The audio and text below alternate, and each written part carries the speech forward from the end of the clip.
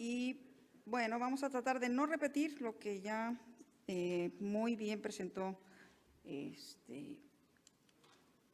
Muy bien, ahí está, Luz Helena.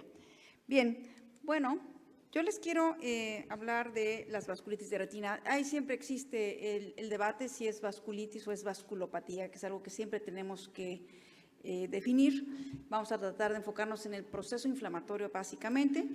Y es una enfermedad inflamatoria intraocular. Puede asociarse o no a otras manifestaciones inflamatorias intraoculares como uveitis intermedias o panuveitis.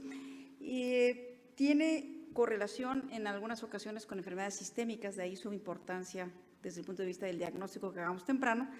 Y aunque no es muy común, se calcula, dependiendo de la serie que se estudie, entre un 5 y un 15% de las uveitis. Esta es una imagen del doctor Inomata, en el cual, cosa rara, porque nunca vamos a tener posibilidades de hacer biopsias, podemos tener la imagen clara, en lo que le agarramos la onda a esto, de cómo es una infiltración linfocitaria en un vaso de la retina que demuestra precisamente el término de vasculitis. Entonces, ¿qué sucede en la vasculitis? La vasculitis es algo muy complejo, es un libro para escribir qué es lo que pasa en la vasculitis de la retina, pero básicamente hay activación de la cascada inflamatoria a través de la liberación de prostaglandinas, leucotrienos, y también hay células presentadoras de antígeno que van a desencadenar una respuesta de autoinmunidad a través de interleucinas y activación de linfocitos, sobre todo el tipo de TH17. Y este es un ejemplo de una ratita en la cual se hace un modelo ya muy establecido, experimental de uveitis, en el cual se demuestra que se puede provocar la vasculitis y que es una vasculitis de tipo oclusivo y que finalmente acaba en una neovascularización. Entonces, ¿qué es lo importante de la vasculitis de retina cuando nos enfrentamos a un paciente que tiene o una vasculopatía o una vasculitis? En primer lugar, tenemos que clasificarla clínicamente, porque es muy distinto si es una principalmente arteria o es una vena lo que está afectado. Saber, desde luego, ya se hizo énfasis en la mesa redonda de la necesidad de la fluorangiografía para determinar si es oclusiva o no oclusiva y recordar las etiologías que ya más o menos lo mencionó en forma muy adecuada Luz Helena. Las etiologías autoinmunes en nuestro medio, que es lo más común que debemos de pensar, es lupus y o no su asociación con el síndrome antifosfolípido. Recordar que el síndrome antifosfolípido tiene una prevalencia más o menos del 40% en pacientes lúpicos y que puede presentarse en forma independiente y sería la forma primaria. Otras enfermedades que son asociadas a vasculitis de retina son la sarcoidosis y la enfermedad de Behçet, que en nuestro país tienen una baja incidencia, pero las que sí podemos encontrar son las vasculitis primarias de pequeño vaso o las asociadas a ANCAS, como los casos tan bonitos que presentó Luz. Entonces, este es un estudio muy importante que se realizó en China en un survey muy grande para demostrar que los pacientes que tienen lupus tienen una posibilidad de desarrollar vasculitis de retina mucho mayor, ¿sí?, que una persona que no tiene lupus. Entonces, esto es algo que debemos de tomar en cuenta y mantenerlo en la mente. Hay lesiones infecciosas, por eso decían, bueno, cuando tú ves una vasculitis, pues tienes que fijarte qué otras cosas tiene ese ojo, si tiene células en el vítreo o si hay alguna lesión en la retina, pueden ser pequeñas, peripapilares, pueden ser en periferia. Cuando son tan obvias como esta, bueno, pues es una lesión de retinitis que tiene unos vasos envainados periféricos, pues la lesión principal es esta, es una tuberculosis, ¿sí? Pero no todas las tuberculosis se presentan con un tuberculoma, pueden ser simplemente vasculitis de retina.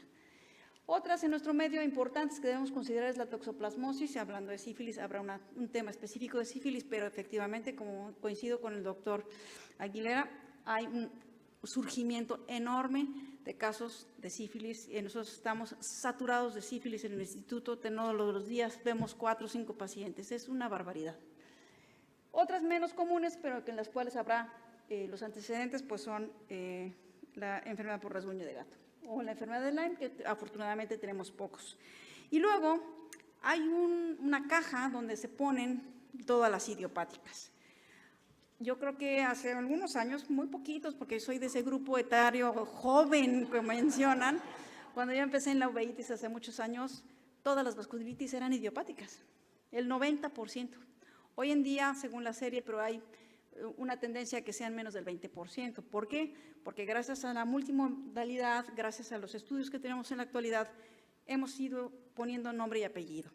Entonces, dentro de este grupo hay las que se consideran idiopáticas, las que son de órgano limitadas, que están dentro de la clasificación de las vasculitis sistémicas, las aisladas, y también han metido aquí, por ejemplo, el síndrome Irvan, el ILS, que no está asociado a datos francos de tuberculosis, y la retinocoroiditis empericonada. Pero es poner en una caja cosas distintas, ¿sí?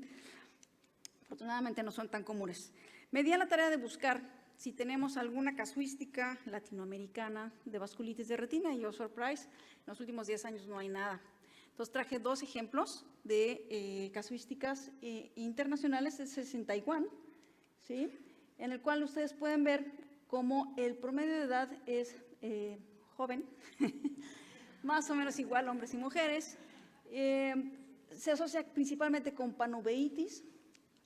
Actualmente, estas son recientes, la mayoría tienen una causa identificada, y dentro de las infecciosas, las más comunes son las retinitis por citomegalovirus, y en las no infecciosas, en este grupo de pacientes en Taiwán, es la sarcoidosis. Tenemos otro estudio en Egipto, ¿sí?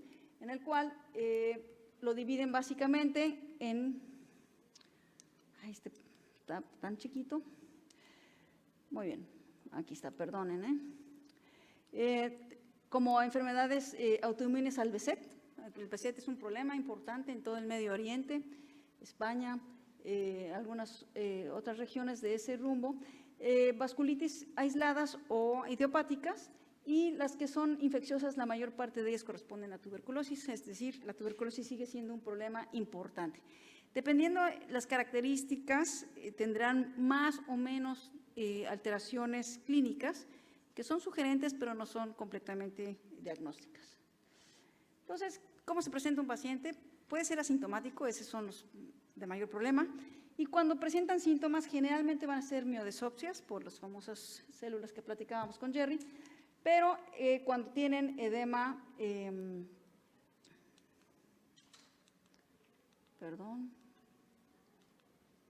cuando tienen edema macular, pues va a haber disminución de la acuidad visual o una hemorragia vítrea que haga una pérdida súbita y rápida de la visión. Y cuando tengamos pacientes con escrotomas, pues entonces estamos en problemas porque tenemos muy probablemente isquemia. Traigo imágenes varias de diferentes pacientes que presentan los signos clínicos que vamos a encontrar. Obviamente, para poderlos ver, tenemos que dilatar la pupila.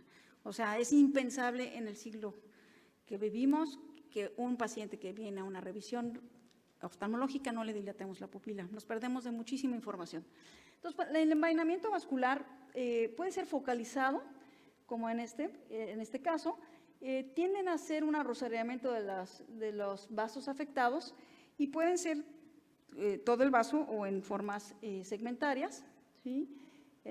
Como pueden ver ustedes acá, tienen a veces que identificar si es arteria o vena, o es una arteriola, que es clásicamente en esta imagen de sífilis, o involucra más las venas, como sucede generalmente en la tuberculosis.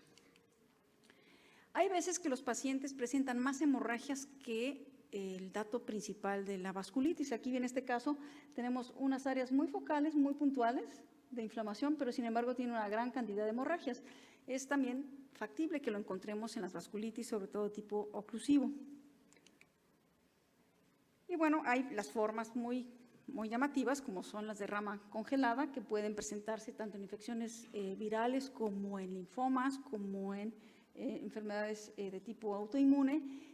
Son signos, no son datos patognomónicos, y bueno, son muy llamativos. Puede incluso hialinizarse por completo el lumen de los vasos. A veces los pacientes se presentan simplemente con exudados blandos y un poco de vitritis que impide ver en forma adecuada.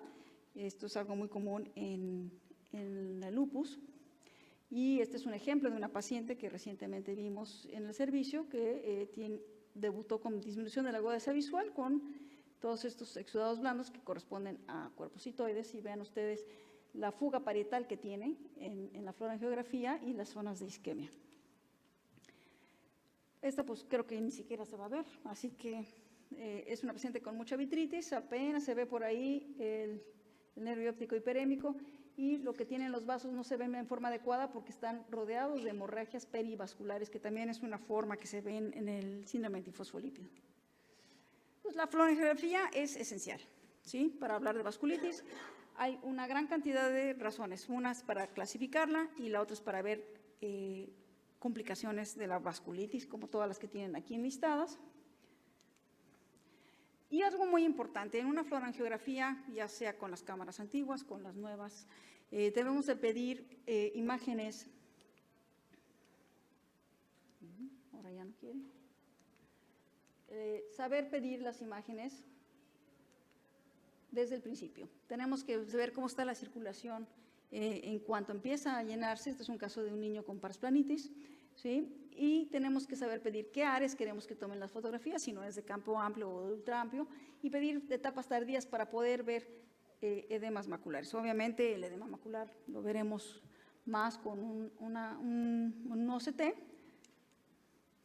pero hay fugas que son mucho más evidentes, tanto del nervio óptico como de los vasos en una fluorangiografía, y alteraciones muy puntuales y anormalidades vasculares secundarias a los procesos crónicos, o fugas muy características como es en la imagen en el lecho.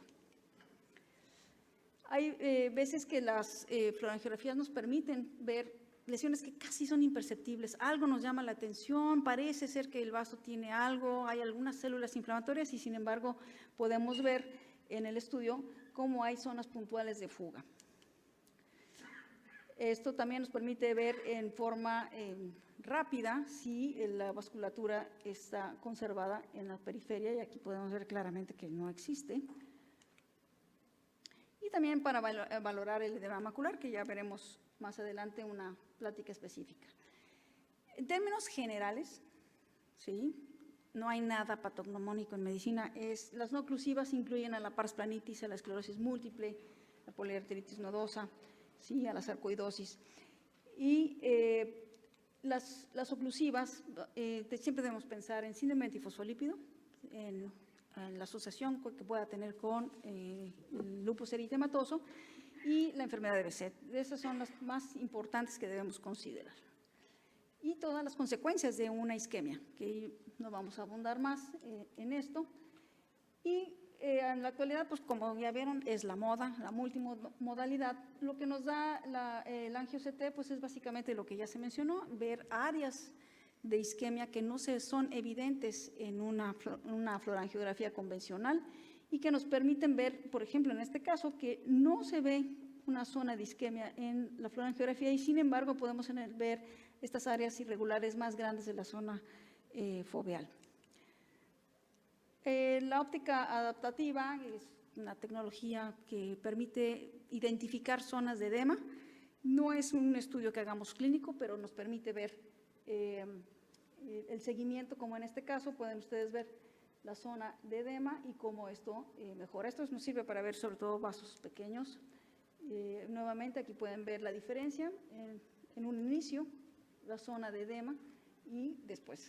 Todavía es adaptativo, digamos, esta tecnología es como para investigación, no está haciendo con una trascendencia clínica, pero vamos al punto más importante.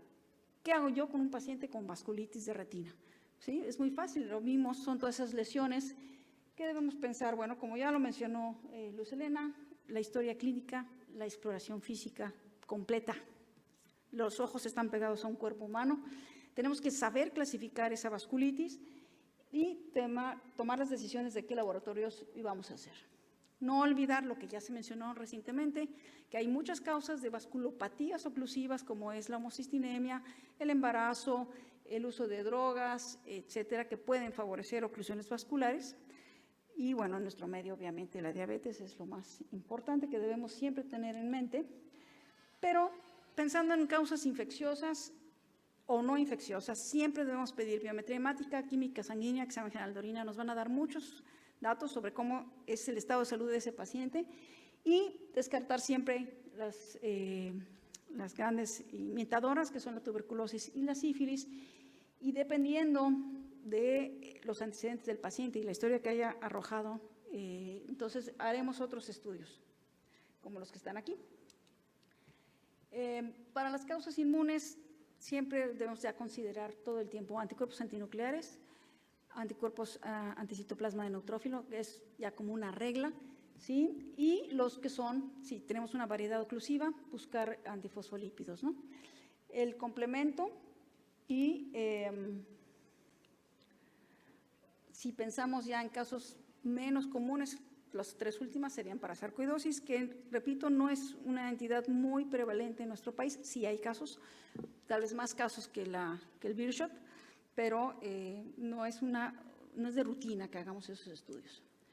Hay algunos diagramas de flujos, hay varios en la literatura. Este es uno de ellos en el que, si ustedes se fijan, empezamos siempre con exámenes generales y descartarlas principalmente las imitadoras. Y si el paciente tiene manifestaciones sistémicas, pues pueden ser infecciosas o autoinmunes. Entonces habrá que hacer la división. Eso será en cuanto a una correlación estrecha con un reumatólogo, con un infectólogo, para llegar a los diagnósticos. Entonces siempre tenemos que saber si el paciente tiene o no una enfermedad asociada sistémica. No la tiene, entonces podemos seguir adelante. El tratamiento básico de la inflamación, lo van a ver a lo largo de todo el curso, son los esteroides, ¿sí? Y algunos otros para tratar complicaciones. Y cuando es un proceso a largo plazo, pues tendremos que usar ahorradores de esteroides, que son los inmunosupresores y los biológicos. Y por favor, tomar las pruebas. Si tenemos la menor duda de que hay algo que pudiera ser infeccioso, no empiecen los esteroides en forma inmediata hasta que podamos tener una idea. Algo muy importante en las enfermedades inflamatorias oculares, y aplica también para las vasculitis, es que no siempre en el debut encontramos todos los datos para decir es esta enfermedad. Entonces son pacientes que tenemos la obligación de seguir en el tiempo para poder eventualmente llegar a un diagnóstico. Incluso muchos de los valores para determinar enfermedades inflamatorias sistémicas deben de ser con cierta separación, 2 valores positivos para poder decir este paciente tiene lupus o este paciente tiene otra enfermedad inflamatoria. Muchas gracias.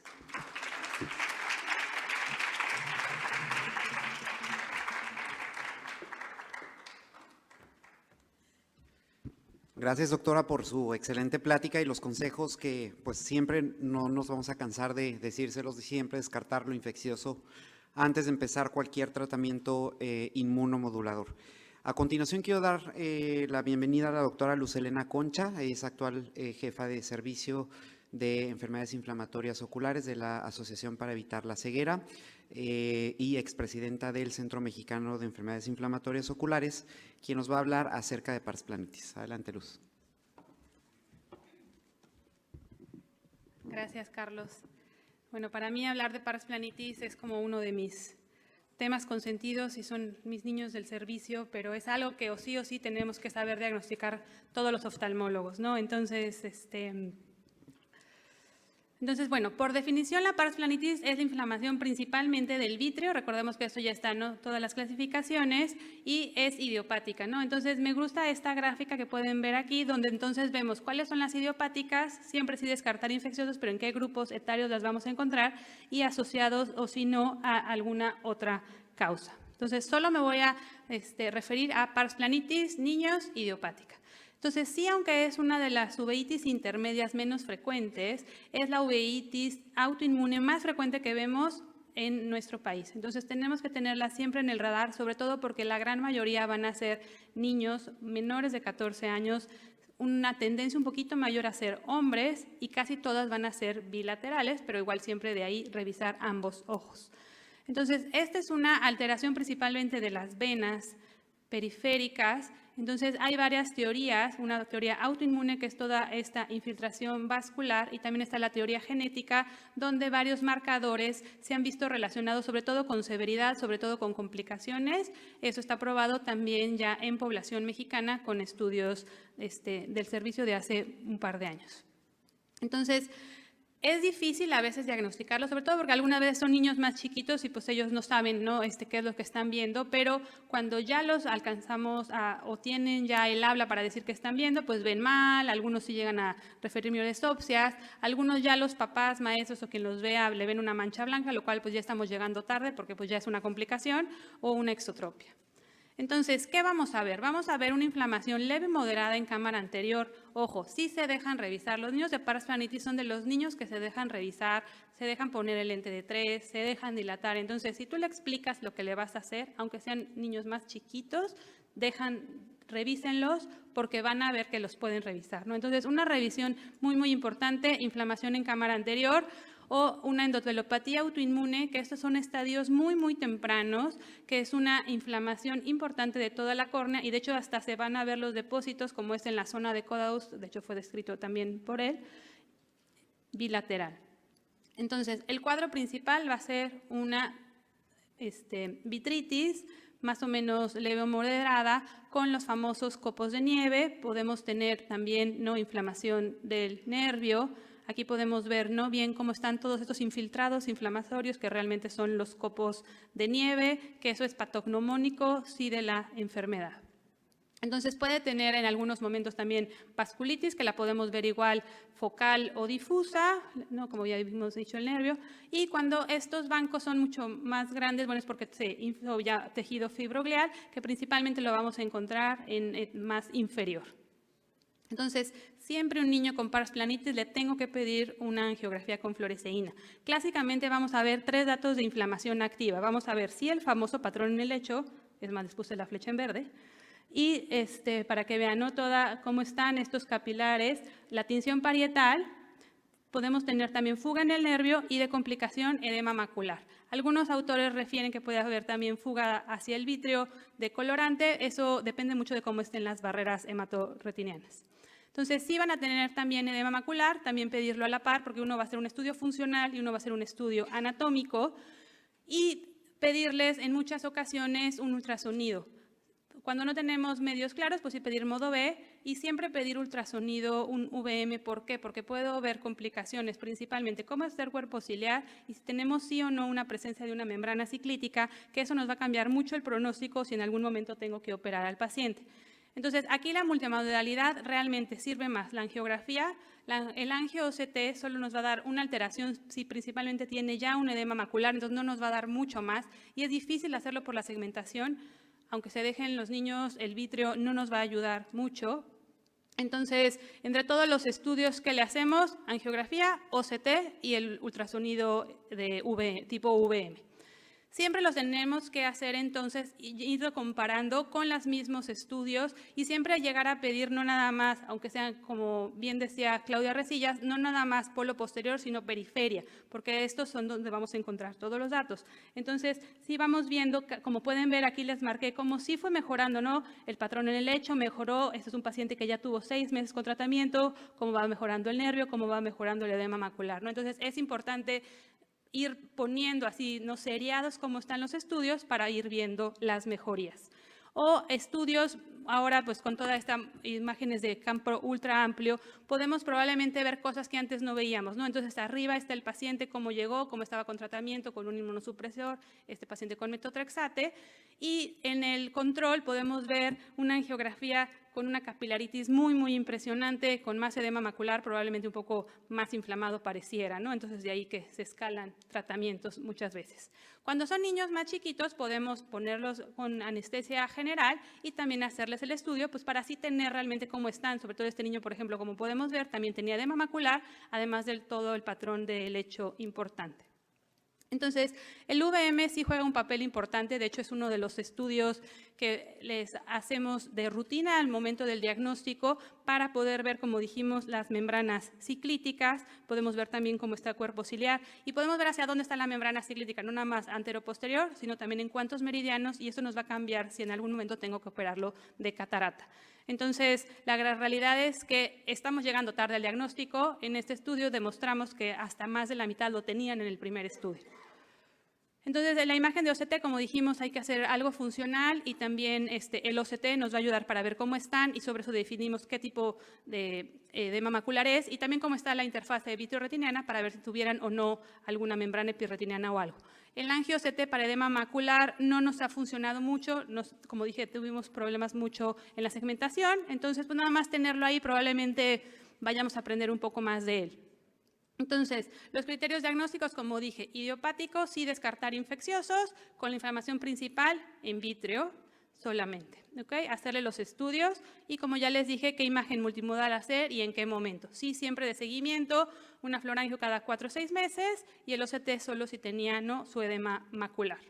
¿Qué le voy a dar? Clásicamente se le daba tratamiento solo por la columna si veía mal, si era ya con complicaciones. La realidad es que si es un niño con algo bilateral, severo, como vimos, casi todos llegan así, yo ya le empezaba tratamiento o sí. Entonces, si es unilateral y leve, podemos empezar sí con esteroides tópicos, perioculares y probablemente orales. Pero eso significa que vamos a estar solo 3 meses con ese tratamiento. Si vamos a estar más tiempo, hay que agregar algún inmunomodulador con el que se sientan más seguros, metotrexate, ácido micofenólico, azatioprina, o muchas veces son hiperreactores esteroides, ya tienen secuelas, no efectos secundarios. Y pues siempre tenemos lo que nos va a rescatar, intravítreos, biológicos, de los cuales hablaremos un poquitito, no de ellos.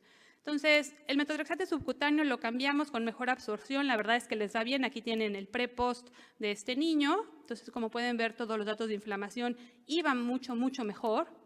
O en algunos casos con triamcinolona, que además de estar con tratamiento sistémico, pues nos ayuda. El gran problema, obviamente, como pueden ver, pues hipertensor, ¿no? Entonces, pues riesgos, beneficios, pues irlos valorando, ¿no? En cada uno de los casos. Los biológicos, pues es lo nuevo. Habrá una plática, ¿no? Con la Asociación hacia Esclerosis Múltiple. Es difícil que se los autoricen porque no está como tal ante COFEPRIS en México, entonces es difícil, pero pues es una buena forma que probablemente vamos a empezar a tener un poquito más.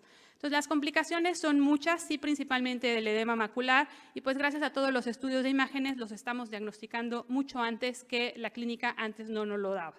Una complicación que tenemos que tener en mente es hemorragia vítrea. Muchos de estos pacientes pueden debutar con una hemorragia vítrea, entonces revisar siempre ambos ojos, porque muchas veces en un ojo tenemos la hemorragia vítrea, pero en el otro ya tiene copos, hacemos la angiografía y tiene toda la inflamación, como vimos, el patrón en el lecho y todo. Entonces, tomarlo en cuenta porque puede ser el dato inicial y realmente son neovasos, pero son neovasos por inflamación, no hay isquemia. Entonces, el pronóstico clásicamente igual, se ve que puede ser limitada o crónica, que la gran mayoría realmente se hacen crónicas, pero muchos van a tener complicaciones los primeros 3 años. Entonces, tenemos que diagnosticarlos temprano, si no estamos ya llegando tarde, sobre todo por el pronóstico visual, y no sabemos realmente qué va a pasar o si es un espectro de la misma enfermedad con esclerosis múltiple. Esperemos pronto saber un poquito más de esto. Entonces, el edema macular, tomar en cuenta si necesitamos algo extra, probablemente triamcinolona o alguno de estos nuevos implantes intravítreos. Catarata, ¿cuándo la opero? Siempre 3 meses sin inflamación, nada de inflamación, no está con esteroides, si está con esteroides a dosis alta, no está controlado, tenemos que escalarlo.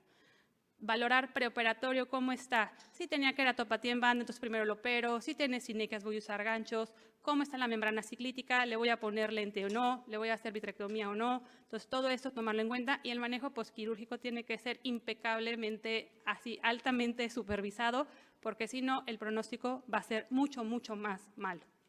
Vitrectomía. La vitrectomía juega un papel importante no solo por las complicaciones.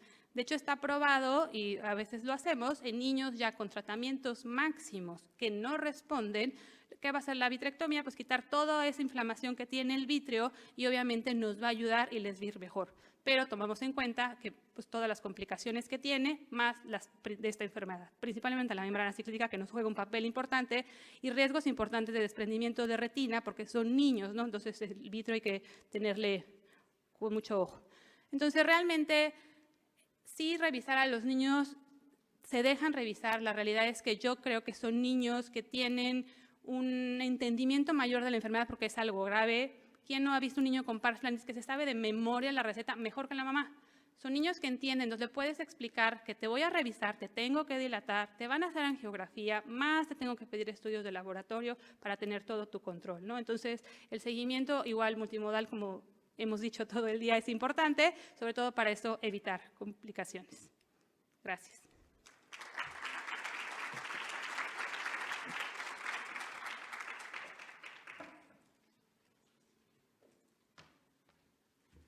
Muchas gracias, Luz. Y a continuación vamos a continuar con el tema de coroiditis serpinginosa por el doctor Jorge Aguilera, que ya todo el mundo lo conoce, de la Clínica Santa Lucía en Guadalajara.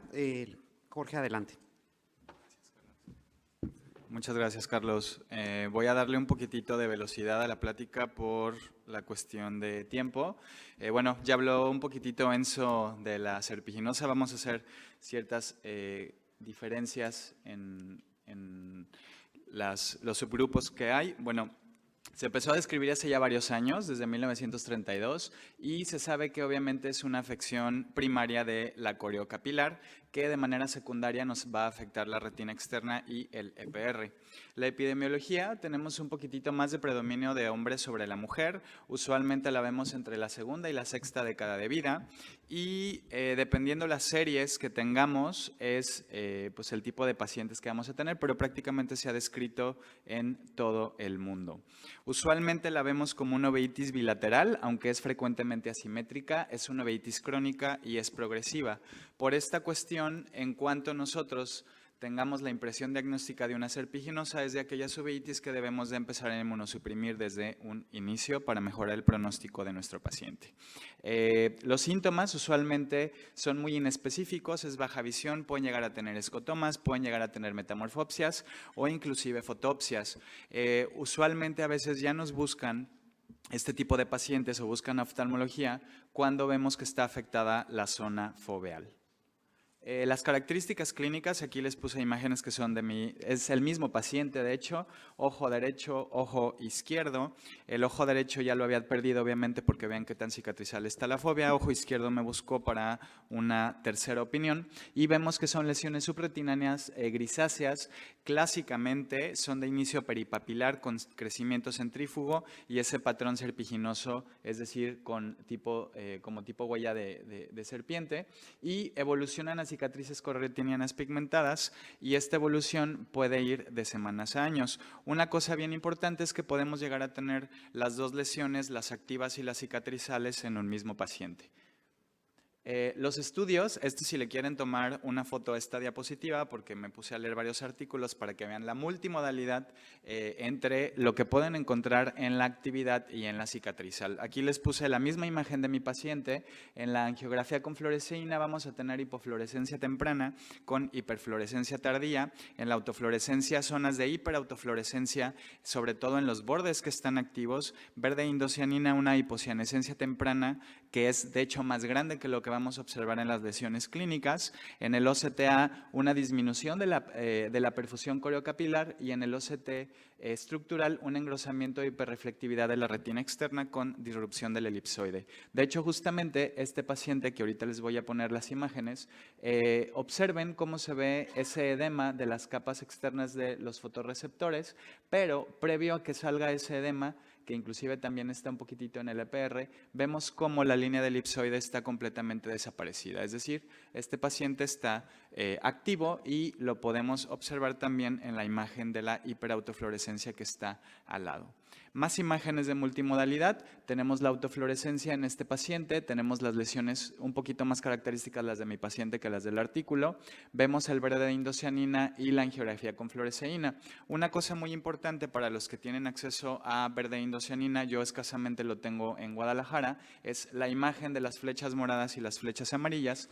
Vemos cómo en la angiografía con fluoresceína vemos esa cicatrización, pero una cosa bien importante para saber si el paciente está activo o no es la hipercianescencia alrededor de la cicatriz de este paciente. La autofluorescencia ya se las expliqué de manera anterior. Angiografía con fluoresceína, vemos cómo estamos esto es verde indocianina.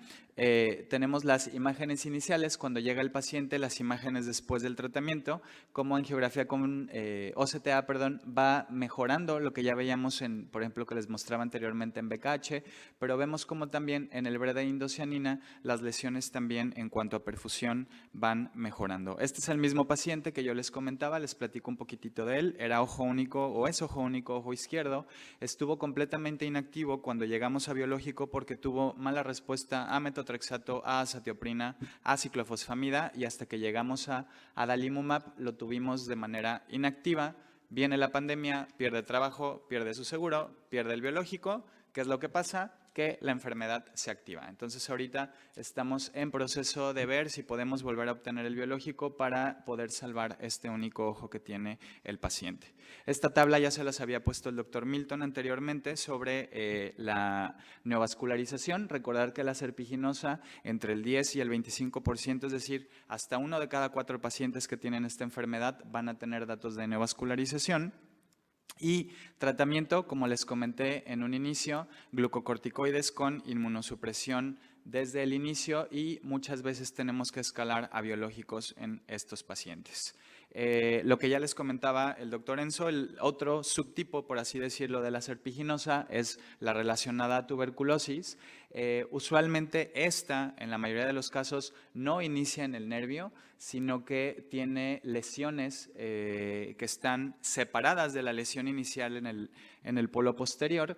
Normalmente son múltiples lesiones y son un poquitito más difíciles de tratar en el sentido de que en los últimos reportes, sobre todo el grupo de la India, dan tratamiento antituberculoso, pero también para mediar la respuesta inmunológica se tiene que dar tratamiento inmunosupresor, ya que hay dos variantes. Hay pacientes que simplemente con tratamiento antituberculoso y glucocorticoide quedan inactivos, pero una gran parte de los pacientes necesitan tratamiento, por así decirlo, triple. Una cosa muy importante cuando utilizamos este tipo de tratamientos, junto con infectología, es estar vigilando la toxicidad hepática por los medicamentos que solemos utilizar en este tipo de pacientes. En la imagen inferior les muestro la autofluorescencia de este artículo en el cual vemos las hiperautofluorescencias cuando el paciente está completamente activo y cómo esas hiperautofluorescencias van transformándose en hipoautofluorescencias conforme va respondiendo de manera adecuada el paciente.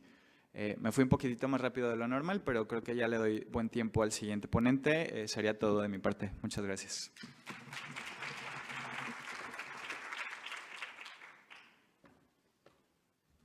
Gracias, Jorge, por ajustarte a los tiempos. A continuación, le cedo la palabra al doctor Manuel Garza. Él es profesor investigador de la Universidad de Monterrey y nos va a hablar del tema epiteliopatía placoide multifocal aguda. Bienvenido, Manuel. Muchas gracias, Carlos, por la presentación. Muchas gracias a la doctora Navarro por la invitación. Y bueno, yo les voy a hablar de la epiteliopatía placoide multifocal aguda posterior. Esta es mi declaración de intereses que no tienen relación con lo que voy a hablar. Y bueno, esta enfermedad es parte de las coroiditis que hemos oído durante el día, algunas de ellas. Y estas coroiditis pueden ser debido a dos factores. Uno, ya sea porque hay una inflamación de los vasos sanguíneos o ya sea porque hay una inflamación estromal. Dentro de la inflamación de los vasos sanguíneos, pues tenemos a la epiteliopatía placoide y tenemos, por ejemplo, a la coroiditis serpinginosa que nos acaba de presentar Jorge. Y es interesante ver por qué estos pacientes tienen muy mal pronóstico. los que habló Jorge y los que hablo yo tienen buen pronóstico, aunque no mejor que los pacientes con síndromes de puntos blancos. Y el doctor Herbert y colaboradores creen que es debido a esto. La imagen multimodal, en especial el verde indocianina, nos ha permitido identificar dónde está el daño. Y se ha demostrado que en los pacientes con síndrome de puntos blancos la lesión está ya en los capilares más pequeños, mientras que, por ejemplo, la coroiditis serpinginosa, y probablemente debido a esto sea el daño, sea en los capilares todavía iniciales. Y en medio de estos está la epiteliopatía placoide. Entonces, quizá esto es la razón por la cual unos pacientes evolucionan bien y otros no tanto. Además de esto, bueno, hay alteraciones secundarias y por otro lado, tenemos a los de inflamación estromal, siendo de las enfermedades de inflamación estromal el BKH el más importante, y vemos que el patrón de la angiografía con verde indocianina es diferente y nos permite identificar o clasificar a nuestros pacientes. Esta enfermedad fue descrita por primera vez en 1968 por el doctor Gass, y la describió con estas características: adultos jóvenes, de afectación de ambos sexos por igual, bilateral asimétrica. Él consideraba que era una enfermedad del EPR y que posteriormente se afectaba a la coroides, aunque estudios más recientes sugieren que sea al revés, aunque todavía esto está en debate. Que generalmente es autolimitada, con una resolución espontánea dentro de las 6 semanas en promedio de haber iniciado y con buen pronóstico visual, que pongo ahí entre un marcador porque no siempre es así. Muchos de estos pacientes tienen factores desencadenantes muy bien descritos, como enfermedades virales asociadas a los virus que ven ahí, también a vacunación y más recientemente a COVID, y dependiendo de la serie, entre una tercera parte y en algunos casos hasta el 80% de los pacientes van a tener este antecedente que hay que preguntar para apoyar el diagnóstico que estamos teniendo en mente. Sin embargo, esta enfermedad no en todos los casos es una afectación solo ocular, y esto es importante reconocerlo porque algunos pacientes en un estudio hasta el 50% de ellos tenían una vasculitis cerebral, que probablemente la vasculitis o no probablemente la vasculitis iba a requerir de un tratamiento, quizá no así el problema oftalmológico, y también puede haber cefalea, que es un síntoma muy frecuente, 1 de cada 4 pacientes lo tienen, y ha habido otros reportes con algunas otras alteraciones del sistema nervioso central, parálisis de nervios craneales, etc.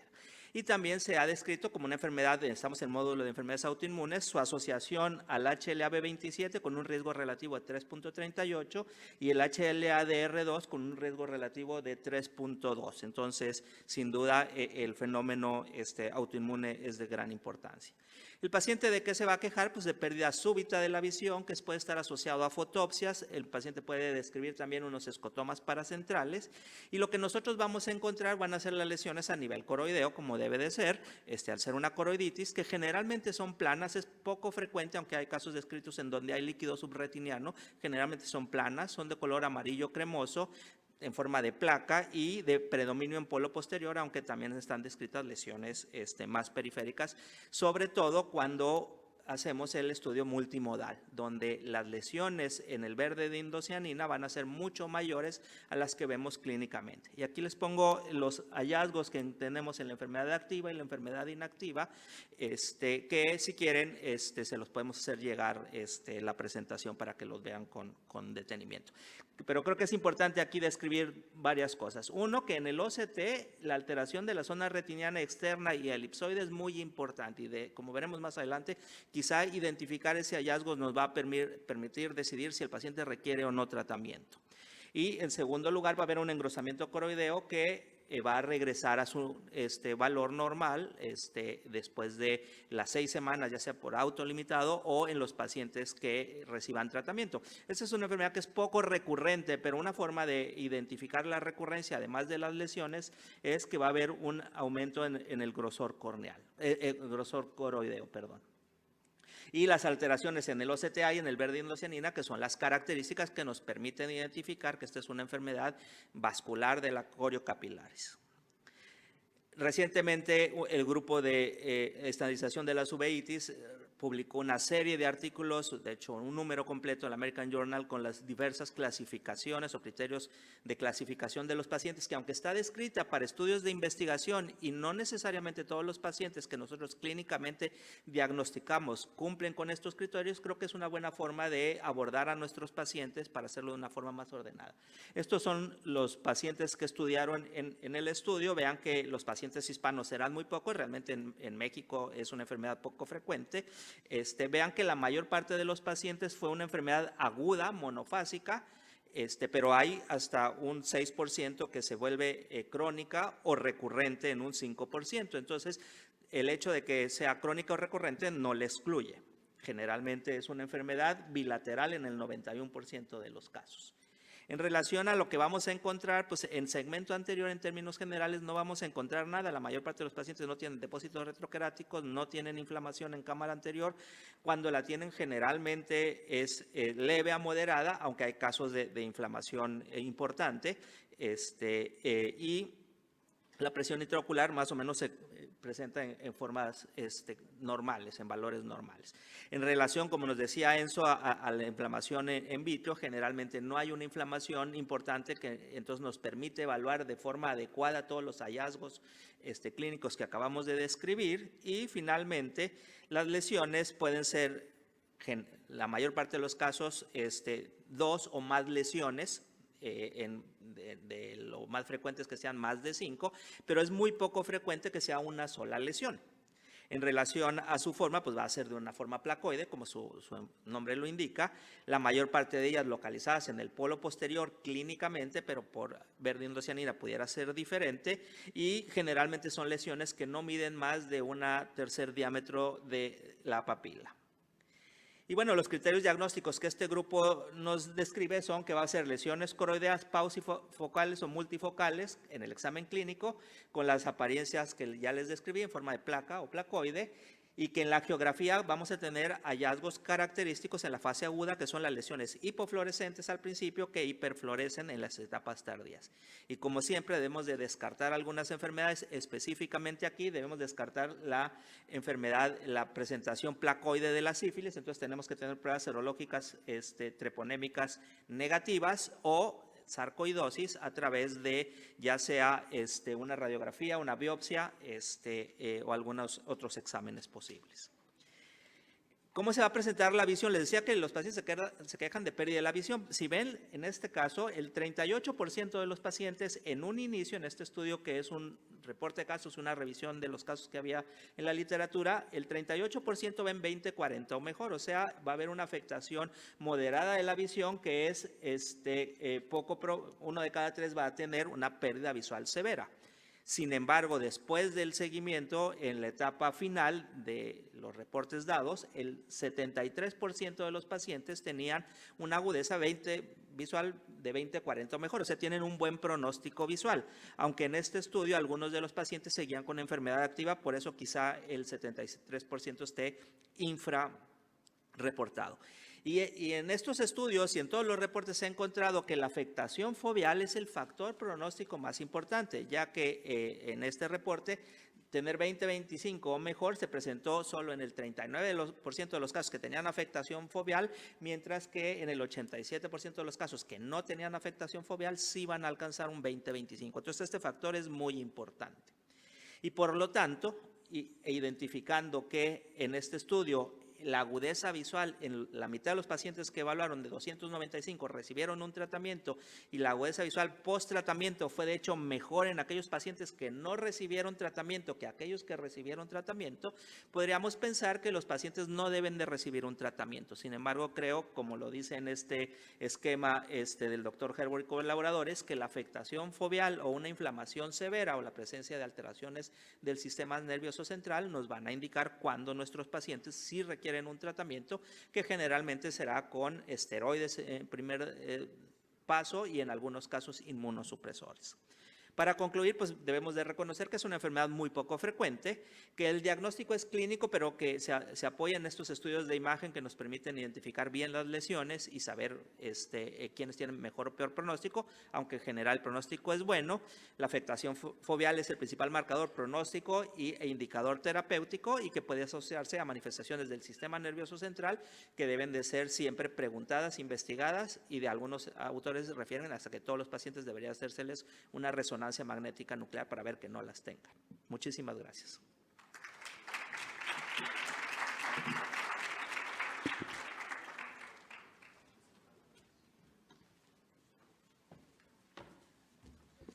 Muchas gracias, Manuel. A continuación les quiero pedir a los ponentes si pueden pasar para hacer una mesa redonda. Y si alguno de la audiencia tiene alguna pregunta, pues que levante la mano. Hay micrófonos disponibles para que puedan hacerla a los ponentes. Y bueno, yo quisiera empezar con el tema de vasculitis, que es algo pues bastante frecuente, Claudia, y primero quisiera abordar el tema de lo autoinmune. En un paciente donde ya lo diagnosticamos, ¿qué tipos de pruebas de autoinmunidad son las que se deben de pedir y en qué orden para que pues cualquiera oftalmólogo que esté ante un cuadro de vasculitis lo sepa pedir? Sí, gracias. ¿Se oye? Sí. Sí. Okay. Bien, en nuestro medio, en México, por lo menos lo que nosotros vemos en la Ciudad de México, lo principal que hay que descartar son las asociadas a ANCAS, que ya sabemos que es una de las clasificaciones de las vasculitis solamente asociadas a ANCAS, entonces es importante recordar que cuando pedimos ANCAS pueden ser por ELISA o por inmunofluorescencia, a veces tenemos que pedir los dos para tener una mayor posibilidad de tener positividad si sospechamos fuertemente que este sea el problema. Y desde luego lupus y anticuerpos antifosfolípidos, si es una forma oclusiva o una forma muy aguda o explosiva, pues sí, tenemos que descartar formas de vasculitis oclusivas. Principalmente serían esas. Si ustedes se ven la literatura o los libros, dice artritis reumatoide, yo les preguntaría a mis colegas cuántas artritis reumatoides han visto con vasculitis de retina. Cero, prácticamente no. Entonces, en el ideario colectivo oftalmológico ¿tiene inflamación? Reumatólogo. O sea, es lo inmediato, no piensan en mandar al paciente con un especialista, como estamos aquí, en inflamación ocular, y que puede dar mucha más orientación. No, quién sabe, trae células, mándaselo al reumatólogo.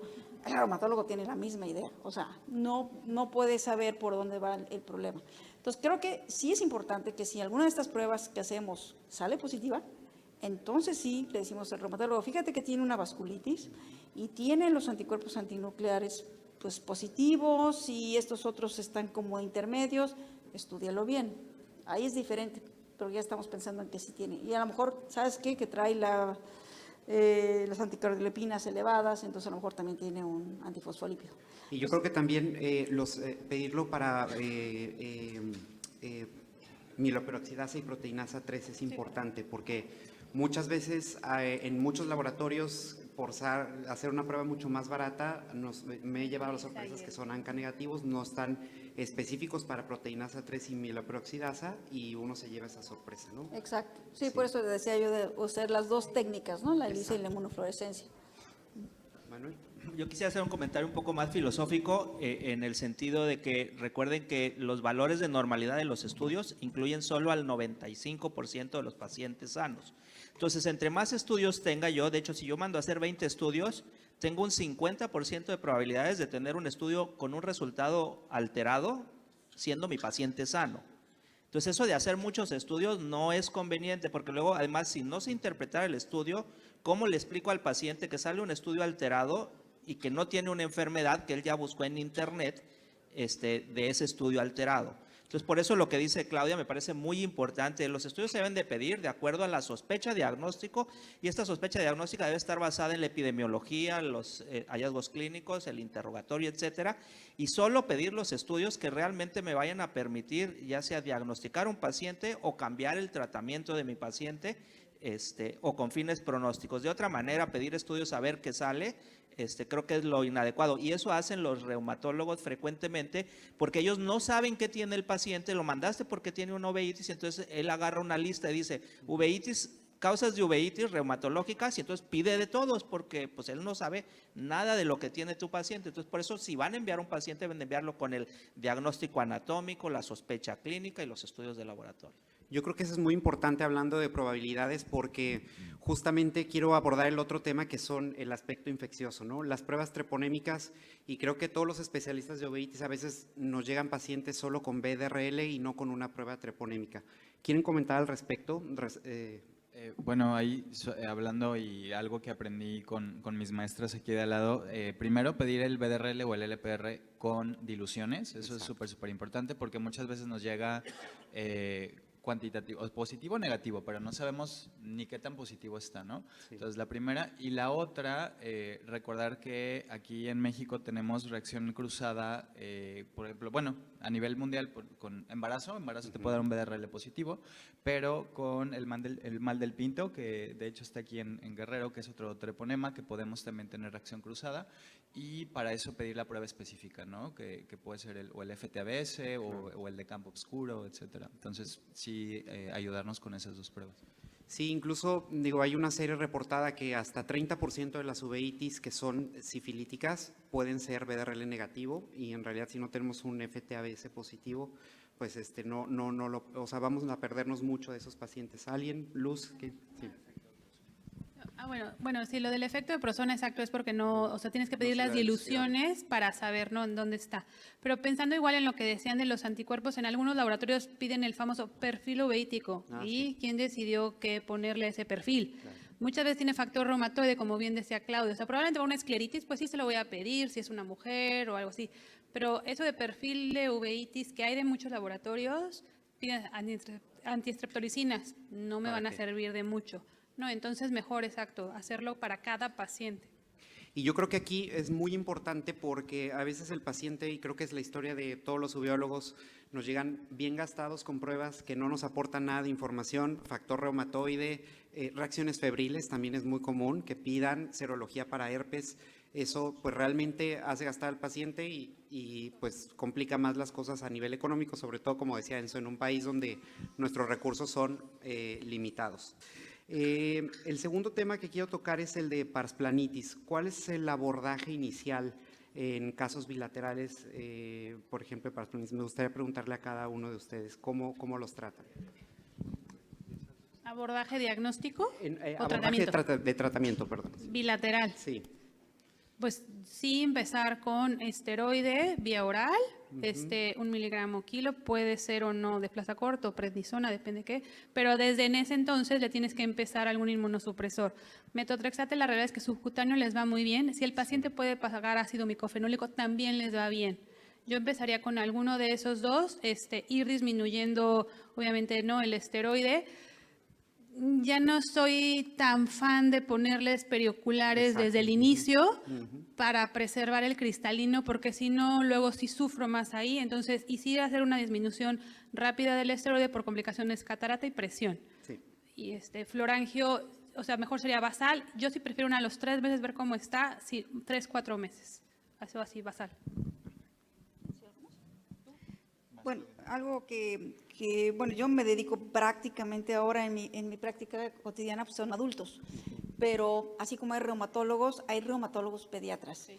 Y yo tengo la fortuna de apoyarme en la reumatóloga pediatra que todos conocemos, y eso ayuda mucho porque las dosis, el manejo, las complicaciones, las toxicidades son muy diferentes en los niños. Los niños es otra cosa y pues es una patología de niños. Entonces, sí, es bilateral y hay edema macular, inicio esteroide sistémico y algún inmunosupresor o directamente algún biológico, dependiendo un poco de la edad del paciente y las condiciones socioeconómicas también, si tiene o no seguro o seguridad, porque eso se puede conseguir ahora con el famoso INSABI. Entonces, pero de principio sí, es muy raro que sea una parsplanitis unilateral. Esas van a acabar siendo bilaterales. Entonces, casi todos sería ese esquema. igual, creo que lo mismo que Claudia y que Luz. Yo, a diferencia de ellas, yo he tenido buena experiencia con azatioprina. En Guadalajara y ahora con la pandemia, no sé si les pasó en Ciudad de México, pero tuvimos mucha escasez de metotrexato, entonces no tenía qué inmunosupresor dejarle, entonces empecé a optar por azatioprina, me ha ido bien con ella.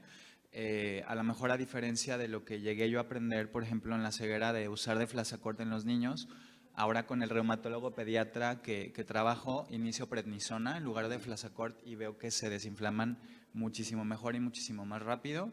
Y últimamente también, de unos años para acá, he estado optando, si mi paciente no tiene buena respuesta o tiene alguna recaída, vitrectomizarlos. La verdad es de que me ha ido un poco bien con los que no tienen buena respuesta, hacerles vitrectomía o que han tenido una recaída, inclusive antes de yo darle un biológico.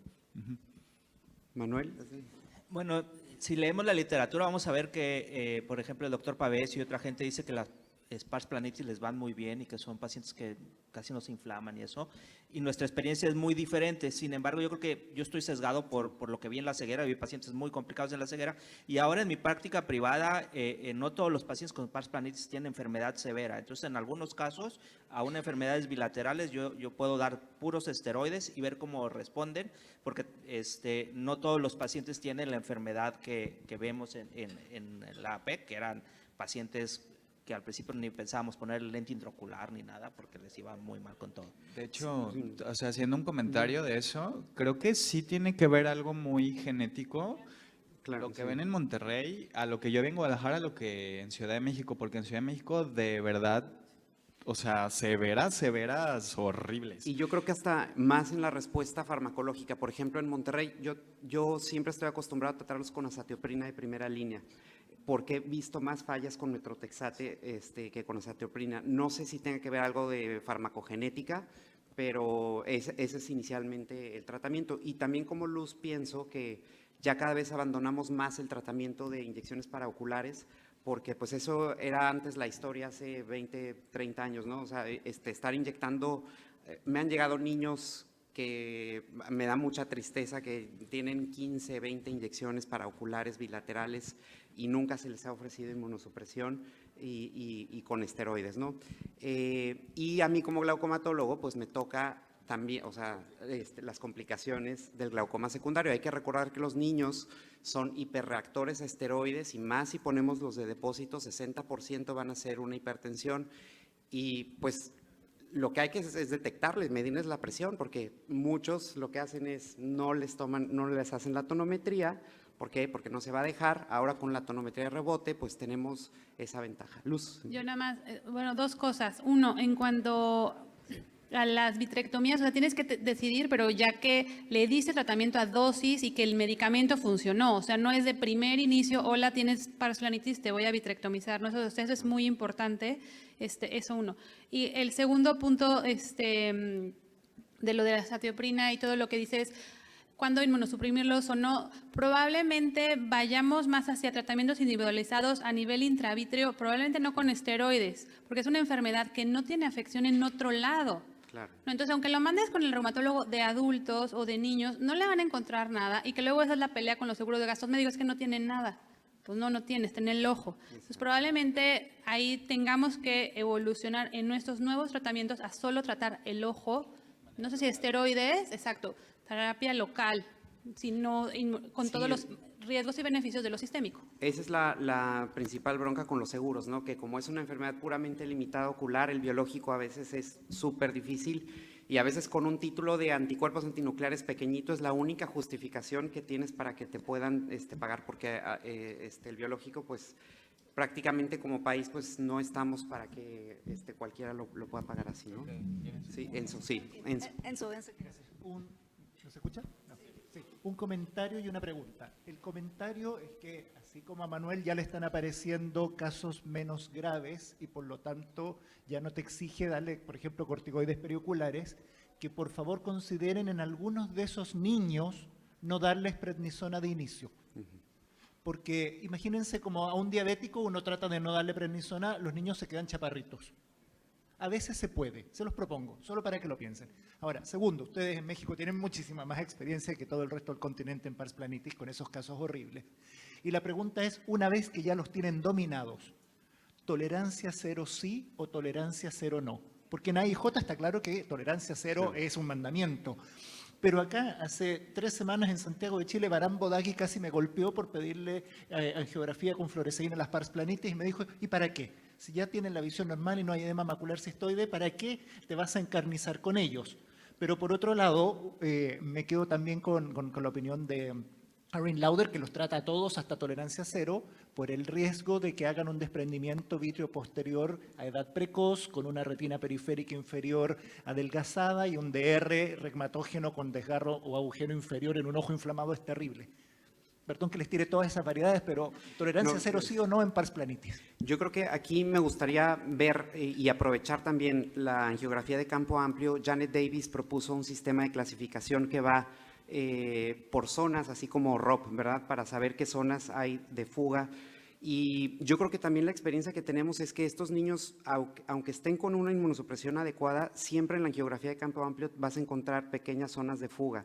Y ahí es, yo creo que el gran dilema de cuál es tu endpoint para decir, ya dejo de tratar o no. Muchos han propuesto, obviamente es un escenario distinto si es el edema macular quístico, si ese niño está teniendo otras complicaciones asociadas como catarata o glaucoma, pero esa es una muy buena pregunta. ¿Cuándo deciden ustedes en este tipo de niños decir, está controlado suficiente, voy a intentar quitar el tratamiento? Bueno, yo creo que son 2 cosas. Uno, tolerancia cero, clínica o en angiografía. Sí. Clínica cero. Claro. No puede tener células como las AIJ. O sea, no hay, porque si no lo estás controlando, es que vive con esteroide tópico cada 8 horas. Pues no está controlado. Necesitas algo más, no lo estás llegando. Tolerancia angiográfica, yo no le suspendo el tratamiento hasta que no veo, hasta que está limpio. ¿Han visto angiografías limpias totalmente? Sí. Después de años. Después de años, sí. Y la realidad es de que, por ejemplo, yo que veo la angiografía limpia, o sea, a partir de ahí, 2 años. Claro. 2 años se queda así con el inmunosupresor y luego ya le bajo. Y es difícil de entender para los papás, porque la verdad es que justo mis recaídas han sucedido en eso. Cuando ya ven que todo está perfecto y dicen, se meten a internet, son medicamentos para cáncer, son medicamentos que les aumentan riesgo de, pues ahora con el COVID, tuve muchos papás que prefirieron a sus hijos no tener vacunas, suspender ese tratamiento inmunosupresor y sí tuvimos recaídas. Claudia. Bueno, sí, es un buen punto de controversia. Sí. ¿Por qué? Porque hoy en día con los de campo amplio y ultra amplio nos damos cuenta que, como un estudio que hizo Luz Helena, que las escleritis tienen vasculitis periférica y no pensábamos que no tenían porque no les hacíamos ese estudio, ¿no? Entonces, ya esas vasculitis periféricas les dábamos tratamiento, no, tratábamos la escleritis y no tenía edema macular y iba bien el paciente. Entonces, un niño es muy distinto, un niño va a vivir muchos años. Entonces, yo ahorita estoy viendo, pues yo soy joven, les recuerdo. Por mi definición eres joven. De acuerdo a la definición. Pero yo estoy viendo ahorita chicos de 30 años que quedaron con un ojo único áfaco, por ejemplo. No tienen una célula inflamatoria desde hace 20. Ya están áfacos, el otro ojo es NPL. Muchos niños que empezaron así a esas edades, muy agresivos, 4 o 5 años de edad, la mayoría conservan visión y no hay ningún dato inflamatorio desde hace muchos años, pero tienen las secuelas. Claro. ¿Cuántos de estos hicieron esclerosis múltiple? No sabemos, ¿sí? Yo de todos mis pacientes que les he dado seguimiento durante todos estos 30 años, 1, ¿sí? Pero significativo. Yo no tengo, o sea, los pacientes se van perdiendo en el tiempo, ¿no? No es que se mueran, pero pues que no regresen contigo. Son 30 años, ¿no? Sí, sí. Entonces, eso es una cosa. Y la otra cosa es que no se nos olvide. La toxicidad por metotrexate es baja en los pacientes mexicanos. Algo tenemos los hispanos, bueno, al menos con el hígado. Es poco común, pero la cetoprina hay que tener mucho cuidado. El paciente que tiene homocigoto y no tiene la enzima, le hacemos una aplasia medular en un mes. Entonces, mucho cuidado, o sea, tenemos que supervisar a los pacientes. Afortunadamente, digo, los efectos que me ha tocado ver son pocos, son reversibles, pero yo por eso, igual que Jorge, pienso que hay algo genético distinto en el norte que en Ciudad de México. Y para finalizar esta mesa, quisiera traerla… Sí. Bueno, yo, como dice Claudia, puede ser un tema de mucho debate también ahí. Yo no satanizo a los esteroides perioculares. A mí en lo particular me gustan mucho y algo que hay que enfatizar a los papás y bueno, todo el mundo tenerlo en mente, el tiempo en que tarda en actuar el inmunosupresor, no se lo das y al día siguiente empieza a funcionar.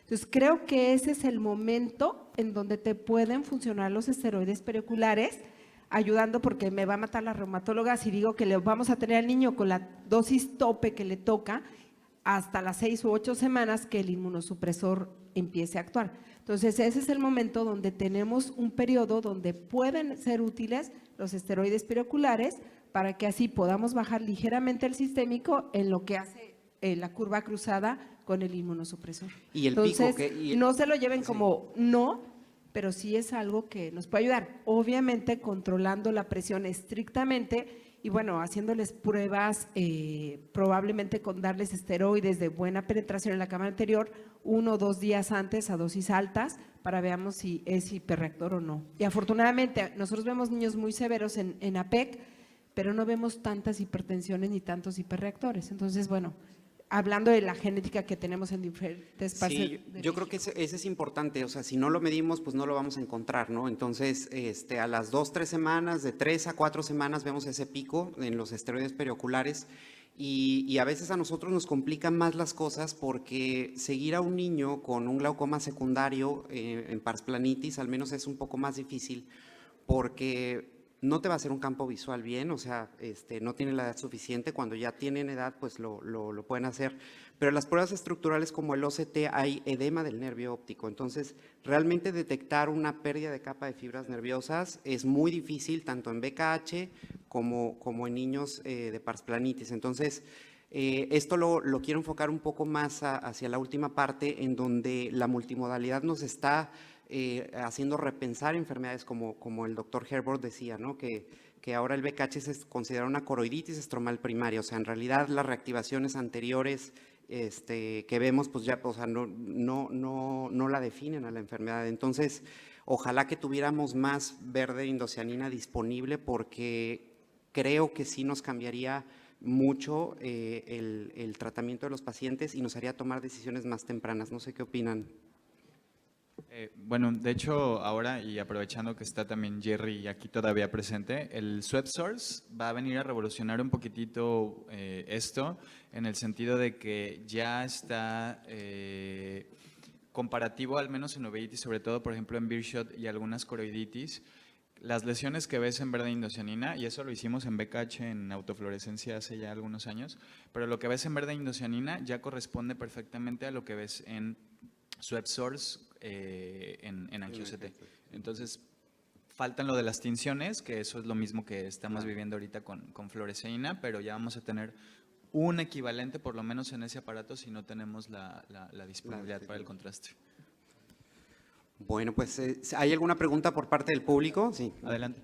Hola, mi pregunta es para Jorge. Por ejemplo, yo sí tengo mucha toxicidad hepática, con metotrexate. Inicio y a los 3, 4 meses me están haciendo toxicidad, mis casos sí son muy agresivos y por ejemplo ahorita tengo un caso, toxicidad al metotrexate, no responde a satioprina, 4 meses con biológico, no responde con biológico y lo tengo constantemente con gotitas de esteroide y mejora, pero quisiera quitarle las gotas de esteroide, claro, por las complicaciones, el paciente tiene múltiples tracciones vítreas tratadas ya con láser, copos y está iniciando edema macular, entonces digo, ¿qué tanto puedo hacerle la vitrectomía a este paciente? Porque no responde prácticamente a nada, ¿no? Mira, en mi experiencia, como dijo Luz, la vitrectomía, y espero no se haya entendido de esa manera, no es mi primera línea. De hecho, yo normalmente cuando los vitrectomizo, me espero al menos 6 meses a ver qué respuesta tengo con el inmunosupresor.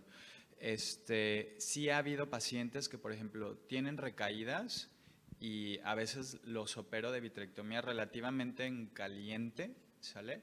Pero les dejo triamcinolona intravitrea, como para moderar un poquitito la respuesta inflamatoria transquirúrgica y posquirúrgica que voy a tener. Obviamente tienes que hablar con los papás de que eso les puede causar hipertensión ocular, les puede causar glaucoma. Si no tiene catarata, le puedes desarrollar catarata, pero ahí cabe la sensibilidad de decirle a los papás, bueno, o sea, la catarata después en un segundo tiempo se la puede operar y se resuelve, pero si el edema macular se queda ahí mucho tiempo, esa retina se muere y ya no hay visión, ¿no?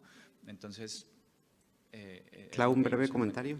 Sí, último comentario, porque sé Sí. que estamos sobre el tiempo, ya Tiempo. vi que te hace señas la señora de rojo, pero algo muy importante, ¿cuándo hay toxicidad? O sea, eso también es muy importante. Uno de los problemas principales en el tratamiento de los pacientes con uveitis son tratamientos subóptimos o que se suspenden en forma temprana o no se les da el periodo de prueba. Aquí está la doctora Juve, que es reumatóloga. Me gustaría su comentario, porque el hecho de que suba la fosfatasa alcalina o las transaminasas no es indicación de toxicidad. Eso es algo muy importante, pero que nos ilustre la especialista, por favor. Hola a todos. Gracias. A ver, en los niños tienen que calcularle la dosis dependiendo del tamaño y el peso. Entonces se utiliza la fórmula de Dubois y tienen que pesarlos y medirlos. Y hacen la superficie corporal. Entonces, eso, el dato que les sale lo multiplican por 15. Esa es la dosis del paciente. Esa multiplicación es la dosis máxima que puede recibir de metotrexato el paciente. No es la dosis que le vas a dejar de forma inicial. Entonces, si el paciente, su dosis máxima, por ejemplo, son 17.5 miligramos, tú le vas a empezar una dosis mucho menor al paciente de forma inicial para ver que lo tolere. Entonces, inicialmente pides biometría hemática, pruebas de función hepática, química sanguínea y le inicias una dosis menor. Por ejemplo, le puedes iniciar 10 miligramos a la semana. Entonces, eso la dosis inicial se lo vas a dejar un mes. Y un mes después le vuelves a pedir biometría hemática y pruebas de función hepática. Si el paciente te lo tolera, le puedes subir la dosis. Entonces ya ahora le subes a 12.5 miligramos a la semana. Y esa dosis de 12.5, un mes completo. Y nuevamente le vuelves a pedir biometría hemática y pruebas de función hepática. ¿Ok? No le inicias una dosis alta desde el principio porque probablemente el paciente no te lo vaya a tolerar. Ahora, la fosfatasa alcalina en los niños siempre se eleva. Es raro que el metotrexato te lo eleve. Entonces, si las pruebas de función hepática, lo que esté elevado en la fosfatasa alcalina, no es por toxicidad del medicamento, es porque el niño está creciendo y el hueso está produciendo fosfatasa alcalina. ¿Ok? Entonces, hay que individualizar mucho la dosis del paciente, irla subiendo paulatinamente para que te lo tolere. ¿Ok? Muchas gracias a los ponentes. Les doy la